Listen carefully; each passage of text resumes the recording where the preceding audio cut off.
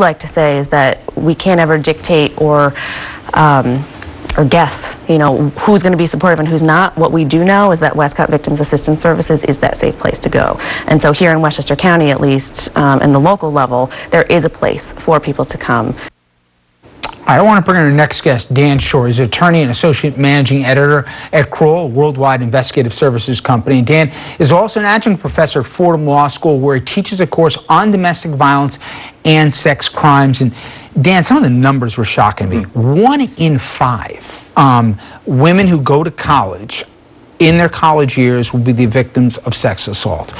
And more than that, you read the story that happened up at Hobart and William Smith. You have people that they didn't even wait for the rape kit to be processed. They're already asking this young lady the questions. You had a 3-person panel, including that guy who was the chief fundraiser for the college who's there. And I'm not going to ascribe motives to him, but you can certainly argue there's conflicted interest where you don't want to have a headline story out there about a woman assaulted on your campus when you're trying to bring in prospective freshmen and have donors give money. I understand everybody's argument to this, but we can't have it both ways, can we? Don't we have to either say, turn this all over to law enforcement, or expect some of this, like, unequal justice on college campuses, depending on the campus? Sex crimes investigations are very complicated. You have forensic evidence. You need to know how to elicit information from the victim of the crime and also other witnesses in a way that's helpful to do this. They don't have any training in it. They don't have any experience. Even if you take a major police department or a large DA's office, they still have specialized units to handle sex crimes where people receive special training and know how to handle these cases. A university can't do that. They need to either have law enforcement investigate it or former law enforcement people who are retained by the university who understand sex crimes to investigate it.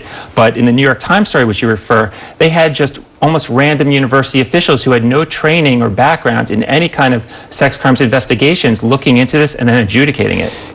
You hear from a lot of young women in these stories the same constant refrain, well, I'm not so sure, I want my name getting out there and I want to go through the college.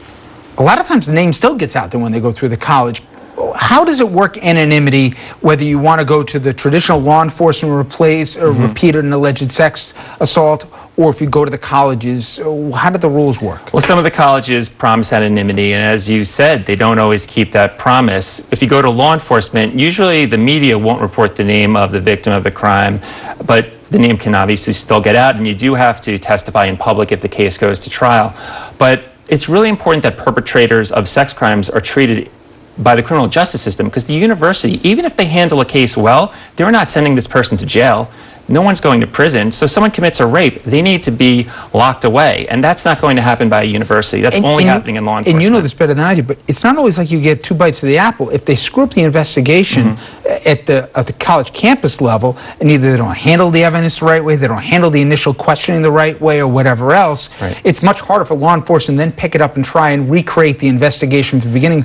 A lot of stuff is either tainted or compromised, right? Right. You want to find witnesses. A rape kit has to be done. It has to be, all the investigation has to be done by people who know what they're doing. If that's not done and law enforcement 6 months later tries to recreate that, it may be too long. The forensic evidence may not be around. Witnesses, their memories fade. They may not be interested anymore. Law enforcement or former law enforcement people who know how to do this, they can help build a case. It's the hardest thing to get rape convictions, especially when we're talking about college campuses, that more often than not it involves alcohol. More often than not, if you look at the statistics, the victim actually had knew as an acquaintance or even had a prior relationship with sometimes the attacker, and it comes down to he said, she said, if there's no video or eyewitnesses. Well, sometimes it comes down to that, and they're challenging cases. That's why you need special training. But a good investigator will find other witnesses who maybe didn't see the sex attack, but they may have seen the victim right after the attack or seen the perpetrator right after the attack. And you can put together clues, different information that comes together. What was the victim looking like right after the attack? Did she come out of her room crying, her hair frazzled, clothes ripped? That, even though it's not proof beyond a reasonable doubt of a sex crime, it's certainly corroborating her version of events, and that can lead to a conviction in court or some other adjudication at a university.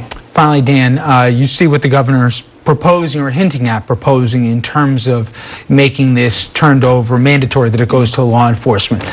If this follows through and Albany enacts that, will they have made the right decision?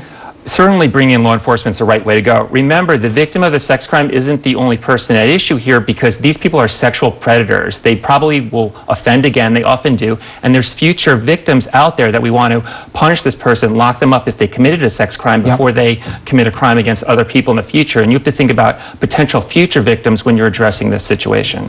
Fascinating. And I'm just curious, I know we're heavy, but when the subject comes up in class and you're having these conversations, have you ever been shocked by some of the conversations, some of the dialogue in the classroom?